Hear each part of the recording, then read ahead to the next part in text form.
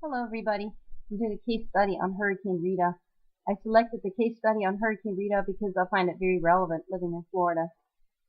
As Hurricane Rita is approaching in the Gulf of Mexico, the director of FEMA needs to finalize a plan of action as quickly as possible in regards to a hurricane that is forecast to make landfall in the U.S.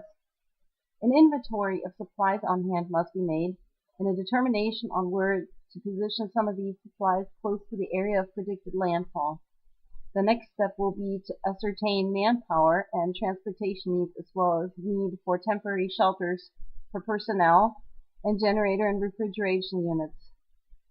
Once these factors have been considered, communication with state and local leaders as well as federal department heads needs to take place to determine resources needed and to coordinate getting them there. The following day, notification is received that national and state guardsmen as well as state game wardens have been activated by the state governor of Texas. While evacuation of patients from some hospitals has been successful, traffic in Texas has become a gridlock. Fueling points and food and water should be provided along the evacuation route and alternative traffic routes found to help alleviate traffic jams. The refineries are another important consideration. As much as possible of the oil and other chemicals need to be removed prior to the landfall of the hurricane to help reduce spills. During the entire response process, close communication must be maintained with other federal agency directors as well as state and local government officials to ensure coordinated relief efforts. After the landfall, with 2 million people without power, mobile generators need to be deployed to affected areas and power plants resupplied with fuel. Additionally, food, water, and medical supplies need to be transported to the hardest hit communities as soon as roadways open up and transported via helicopter to the more isolated areas.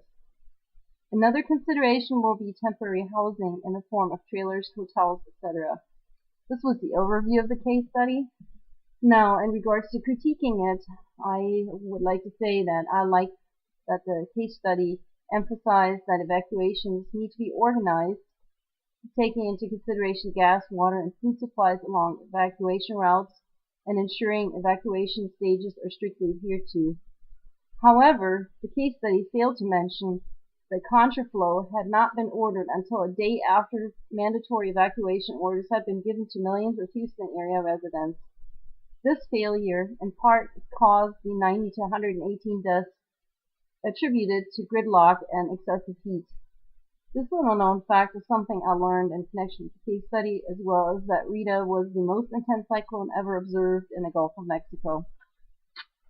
Following the podcast are some information links, and maybe you'll find something interesting in there too. Thanks. Take care.